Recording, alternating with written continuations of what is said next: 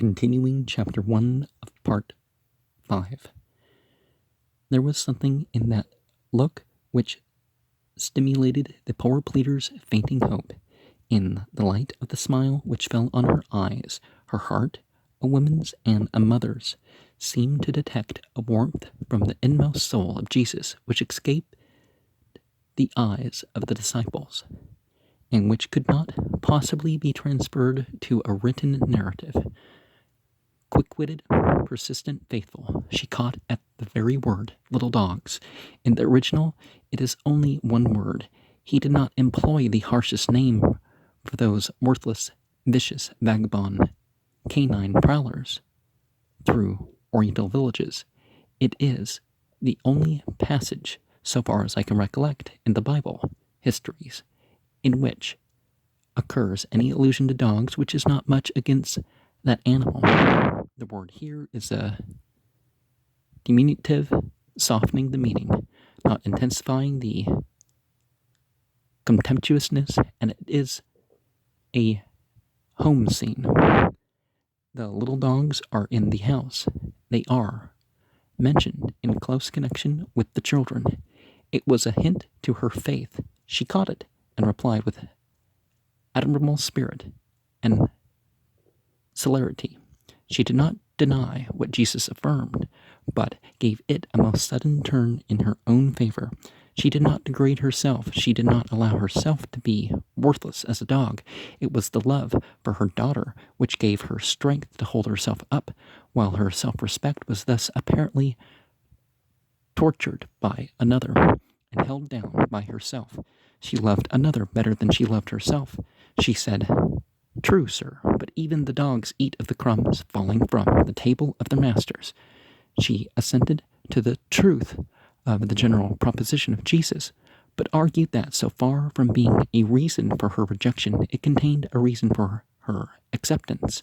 She does not make a demand for even the crumbs, but she pleads that she may not be driven from even them.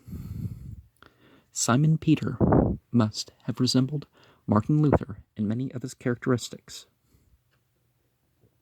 When Luther read this passage, he burst out, so that you can almost hear the clapping of his hands in written syllables.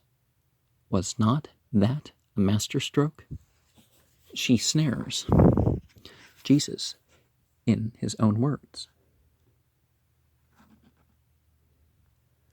With what delight the followers of Jesus must have regarded the swift beauty of this most finely delicate repartee. How could Peter contain himself?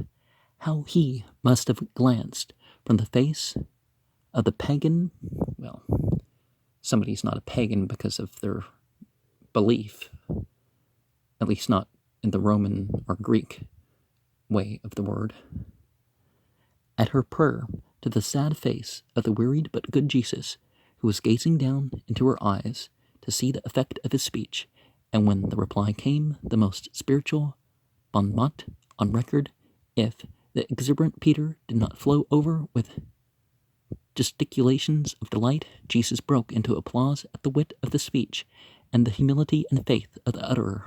"O woman, great your faith! Be it unto you even as you desire."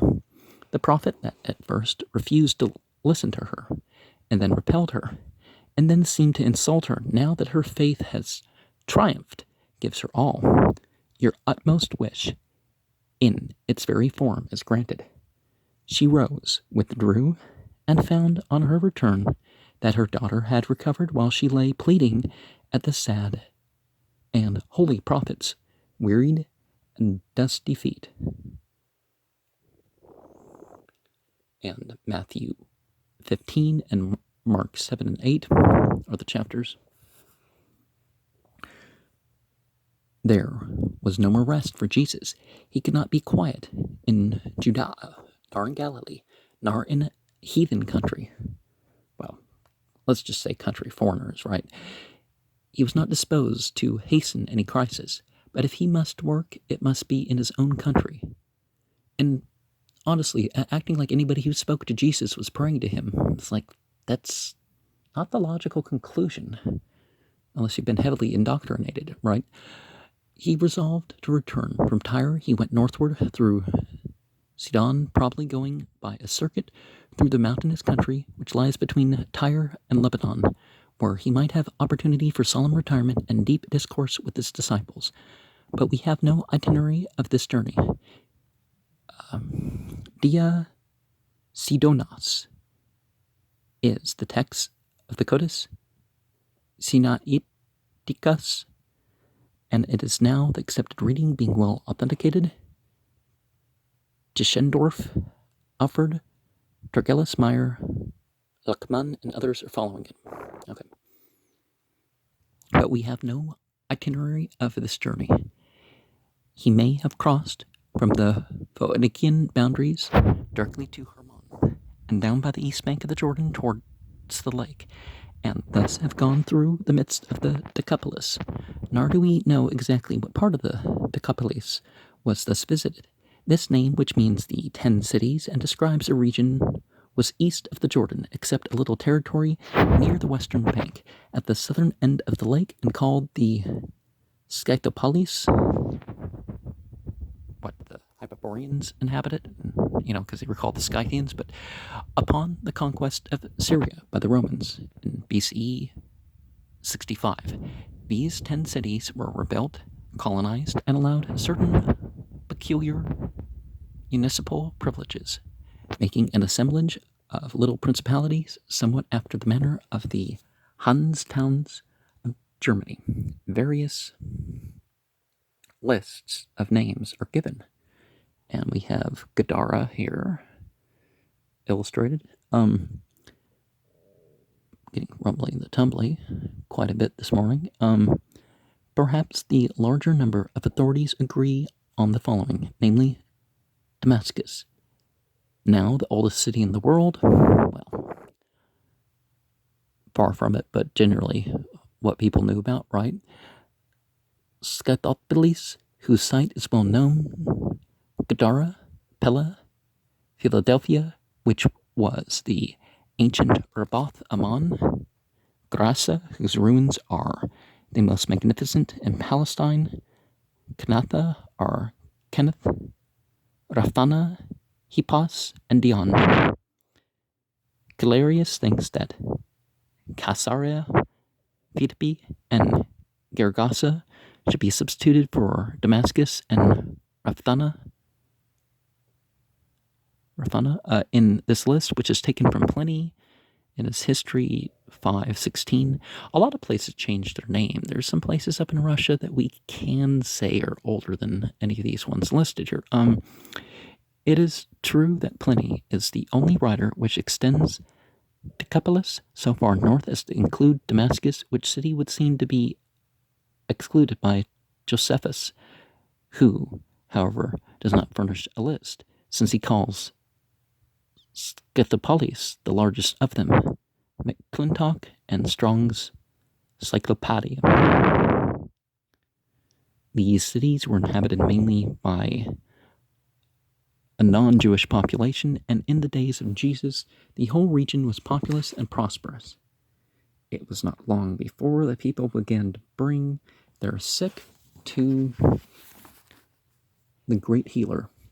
Now, there were a lot of Jews who worshiped prophets and angels and all sorts of, and amulets and various things. Because the amulet and the charm is different than a talisman. A talisman is just something you use to complete a ritual, like a rug or something. Matthew describes the rapid and frequent cures by such words as these: "And great multitudes came unto him, having with them lame, blind, maimed, dumb, and many others, and cast them down at his feet, and he healed them."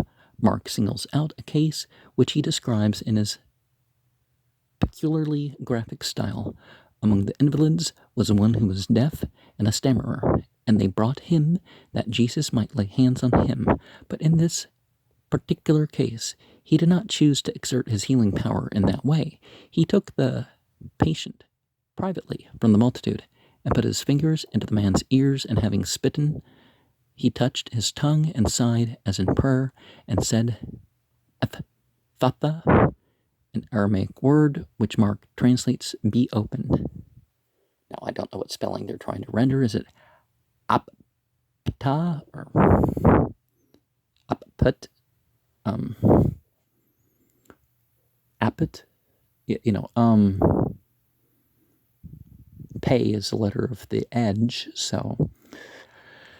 And his ears were opened, and the string of his tongue was loosed, and he spoke plainly. Jesus charged him and his friends that they should not publish this transaction, but they disobeyed him, and in proportion to the earnestness of his charge was the zeal with which they made the cure known. Each reader of this passage must have his own opinion of the motives of the great worker. This much we have already learned, that Jesus had no selfish motives, was not fanatic or timid, was neither a magician nor a charlatan. Well, he was definitely a magician in the sense of he was working, he was of the spiritual art and science, but not the tricksters, not the people, the sahar, in ancient Egyptian you have the sin and the sod. Well, I don't know what their letters were called, but they have the external evil magic and the internal evil magic, the playing with the heat and all that. Some of those meanings came over. Setcher is the Aramaic, tie a thorn to your head. Anyways, whatever else could be denied, the purely sincere deepness of his nature must have become apparent. He had no tricks and no evasions. We must always recollect the circumstances under which an act was performed and the character of the actor. Jesus was now in a region inhabited principally by polytheists. I'll just say polytheists, among whom, Christians are polytheists, by the way. However, were many Jews. And then the ruling passion which Jesus was in was an intense desire to do good to their souls through the bodies of men.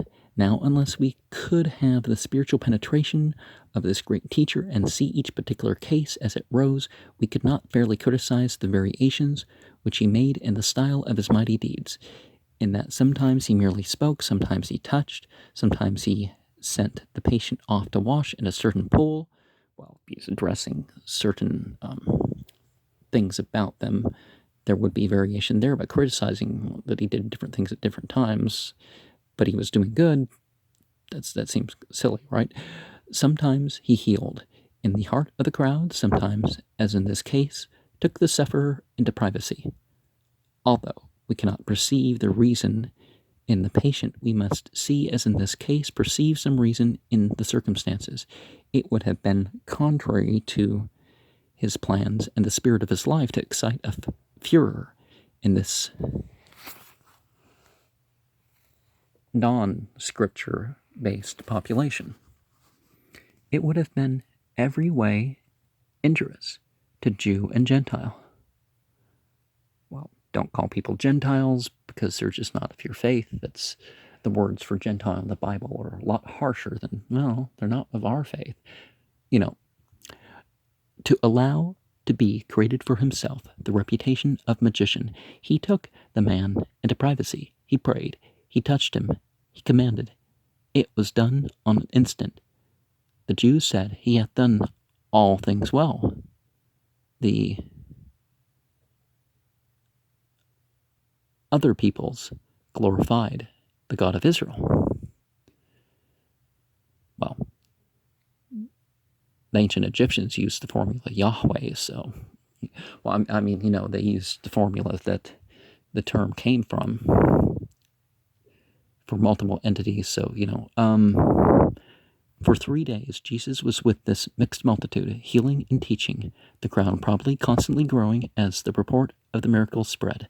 At the close of the 3rd day, Jesus called his disciples and said, I have compassion on the multitude, because already they have continued with me 3 days and have nothing to eat, and I am unwilling to send them away, fasting, lest they fall in the way.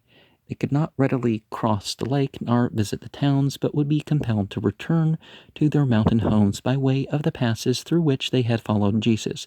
The disciples seemed to have forgotten his great miracle in feeding the 5,000, or they may have thought that he would not repeat so signal a creative act, or they may have chosen to let him indicate how the wants of all these people should be relieved. Their reply was, "Whence should we have so many loaves in the desert as to fill so great a multitude?" Jesus said, "How many have you?" They answered, 7, and a few little fishes. Jesus commanded the multitude to be seated, and taking the food he gave thanks, and divided it, and gave it to his disciples, and the disciples to the multitude. They all ate, and were satisfied, and they took up of the fragments 7 baskets full, and the number of eaters was about 4,000 men, besides children and women. The narrative here is very similar to that of the previous wonderful feeding of 5,000 people. Perhaps in some particulars they grew alike before they were written, but there are points of difference. Well, it's possible different versions of the same thing, but, just like we have the sayings of Muhammad, you find actually more detailed and more reliable narrations that similar things were done in different places, similar things were said in different places, and the assembly here was largely of, a different faith or different tribe or whatever they mean by that. The need was more pressing. The number of eaters was smaller, the number of loaves was larger, and the number of baskets broken meat gathered after the meal was smaller than in the former instance. It is also to be observed that the word translated basket is not the same as in the former instance. There, as the note on page 388 shows, that it meant the wallet which a Jew ordinarily carried on his journeys.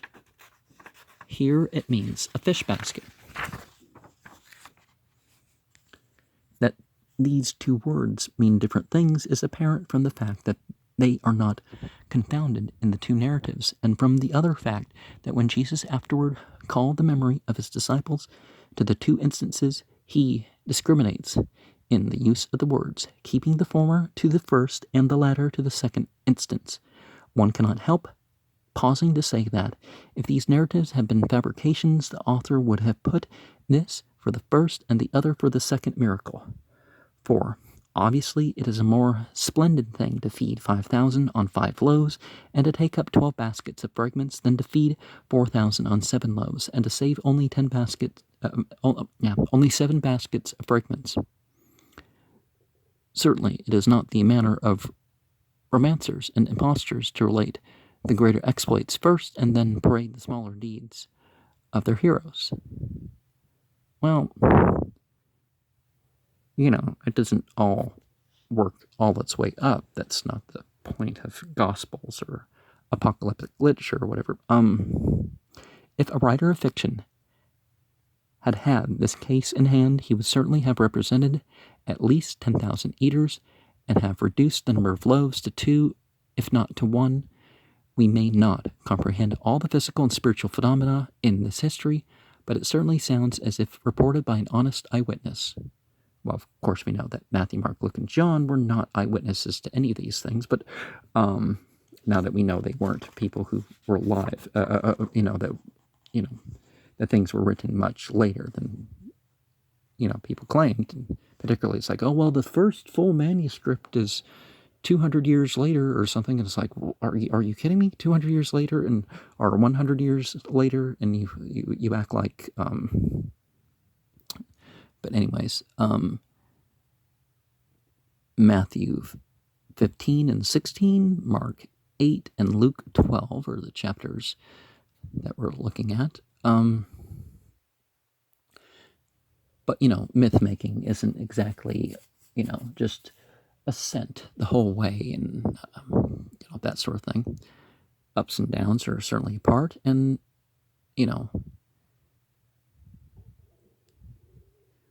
myth making isn't about the drama. There's meaning and purpose behind what they're relating to. Because myth and fable are different words. They're different words in the Bible, whatever. Jesus dismissed the multitude and took ship, perhaps a ship, which the disciples kept in readiness for his accommodation, and went to the western side of the lake, to the coast of Magdala, as Matthew reports, to Dalmanutha, as the more exact Mark records. The probability is that Dalmanutha was a village near Magdala, the latter being generally identified with El Mejdel, a poor hamlet near the lake on the south side of the plain of Gennesaret. Whether he remained here for a short time and encountered the Pharisaic party, or returned to Capernaum and there had this decisive interview with them, has been a question. I incline to believe that this fresh trial took place in Capernaum. It was obviously premeditated and planned. Dalmanutha was so obscure a place that we cannot think they would have expected him there. Well, there's things left out in a lot of aspects of the story that might have answered some of these things. Wherever they did meet, it was where the Pharisees and Sadducees lay in wait for him, and this would most naturally be at his home in Capernaum. This is not a matter of great importance. It was on the western shore of the lake. It was in Galilee. It is noticed that now, for the first time, the Sadducees, the rationalists, and infidels of their day, had united themselves with the Pharisees, the Puritans of that day, to put Jesus to a new trial. Here was a great combination of powerful influences. The Sadducees were the court party. Herod was the Sadducee. They were the refined and liberal. The progress of Jesus thus far, if it had attracted their attention, had simply provoked their contempt. But he had begun to be antagonistic to them. He was rising from the position of a mere Orthodox Jewish sectary, and they were ready to attack him with all the illiberality for which professed liberals have always been noted. See, because, the phrase is, just a repeated phrase. And today, more than ever, the liberals are actually, the people called liberals tend to be leftist, big government, big controlling censorship and all that other stuff. That's really what left wing is about. Because, the NSDAP did come in saying, oh, well, we're in freedom and all this other stuff, and then they ended up being fascist once they got control. Or anti-fascist. If you don't wear black, we'll kill you. It's like, literally, they're like, decisions are made on people's lives with that stuff. Now, on the return to Jesus, of Jesus to his home, a return which seems to have the appearance of giving his own people a fresh opportunity to accept him and his doctrine, these parties, whose hostility was deepening and widening, came to him, demanding a sign from heaven. The Jewish people had studied their prophets with a perpetual tendency to materialism. In their minds, such passages as Daniel 7:13 had always a sensuous interpretation. They praised Jesus for a sign in the heavens. They pressed Jesus for a sign in the heavens, which could be seen of all men. They seemed disposed to drive him to some act or word which should be acknowledgement that he was a fake Messiah. Certainly the Sadducees held that opinion, but if a true Messiah, which the Pharisees may secretly have wished, then he must be forced into a position which should make him the powerful head of a rebellion which is to break the Roman yoke and render the Jews the rulers of the world.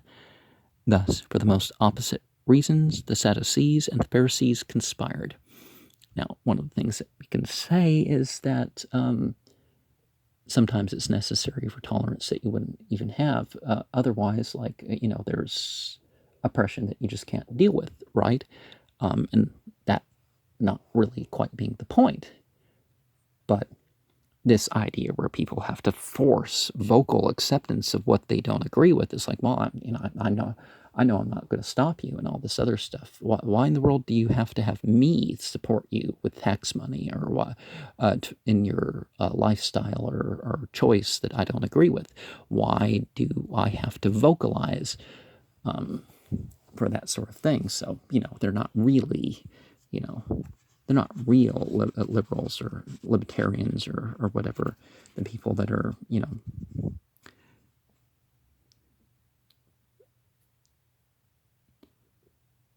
His reply was that you see a cloud rise out of the west, immediately ye say, a shower is coming, and so it is. And when the south wind is blowing, you say, there will be heat, and it cometh to pass. You hypocrites, you can discern the face of the earth and the sky, and how is it that you do not discern this time? Yes, and why even of yourselves do ye not judge what is right? For when you are going with your adversary to a magistrate, give diligence, while on the way to be delivered from him, lest he drag you to the judge, and the judge deliver you to the officer, and the officer cast you into prison. I tell you, you shall not come out thence until you have paid the last mite. And then he groaned in spirit and said, a wicked and adulterous generation seeks a sign. No sign shall be given it, but the sign of Jonah. Saying this, he left them, and the words and tone of the history indicate that he abandoned these men forever to the hardness of their hearts. They had finally rejected him. They might have had the most beautiful uses out of his life, but they would not. The parabolic language of Jesus seems plain to us. They were weather prophets. When the wind came from the sea on the west, they predicted rain.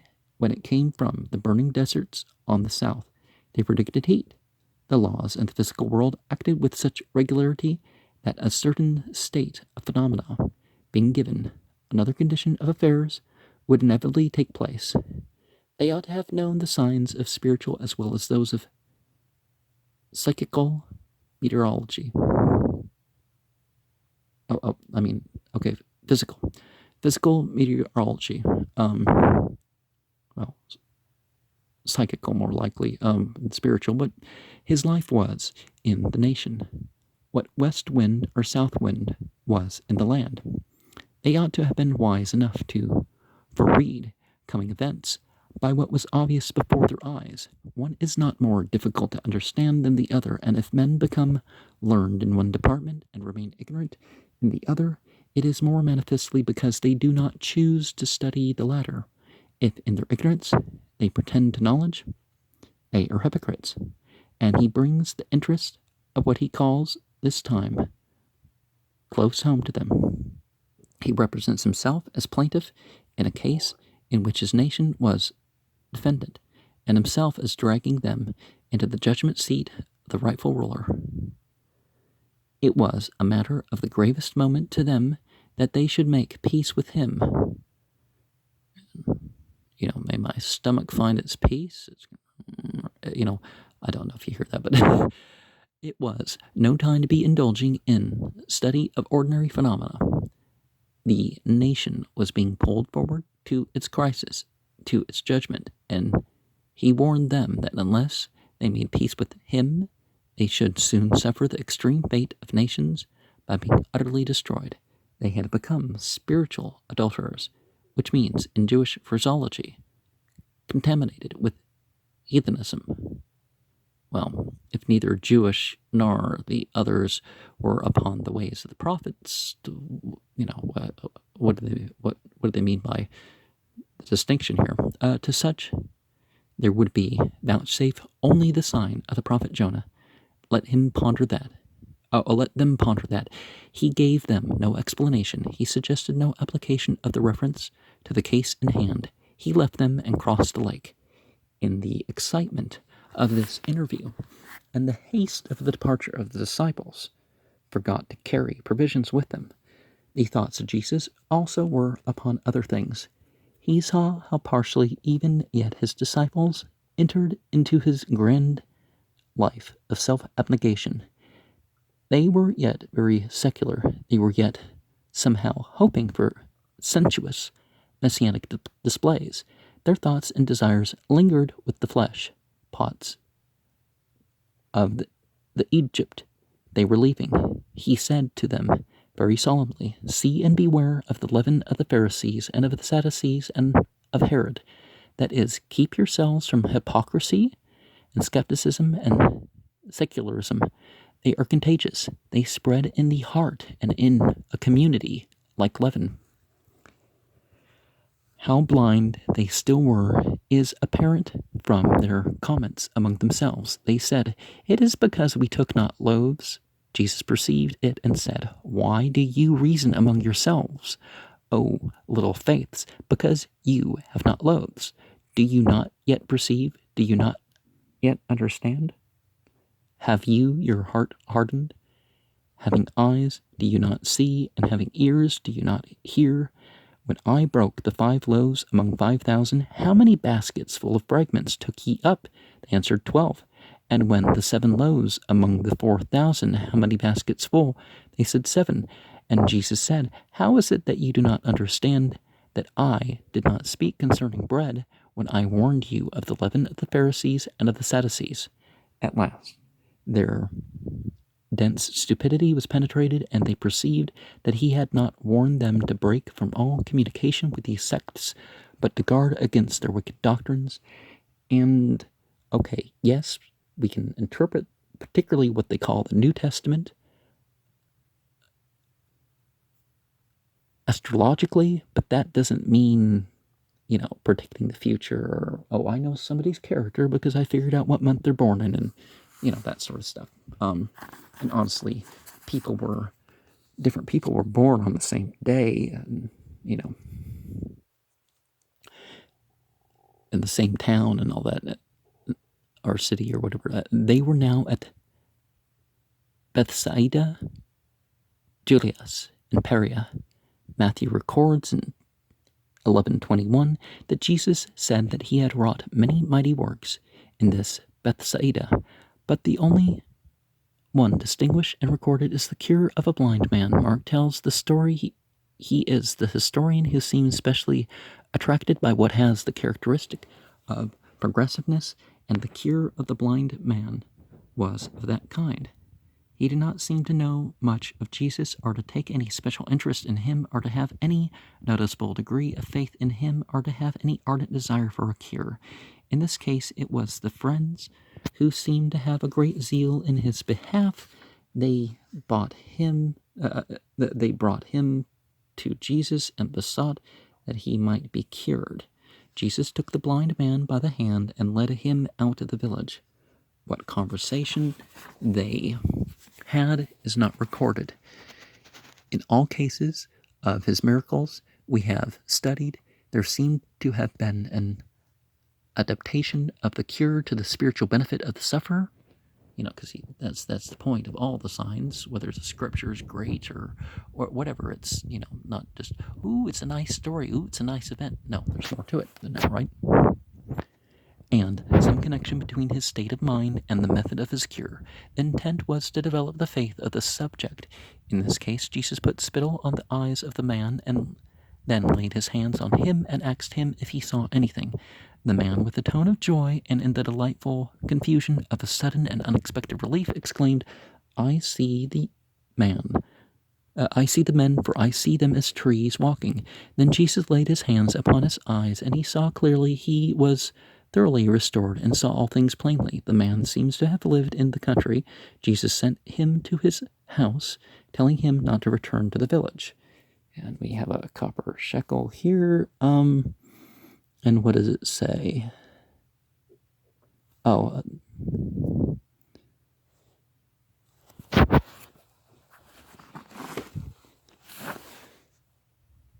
well, copper is not the word it says. He's obviously drawing a thing.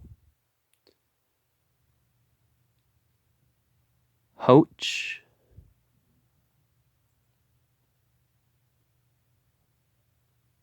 Dub. Pa. Ausch. Okay, that does, I'm reading that wrong, right?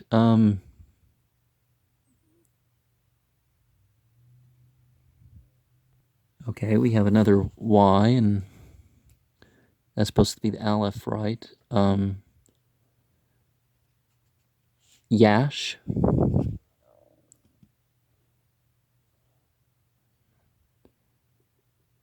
Is that the K?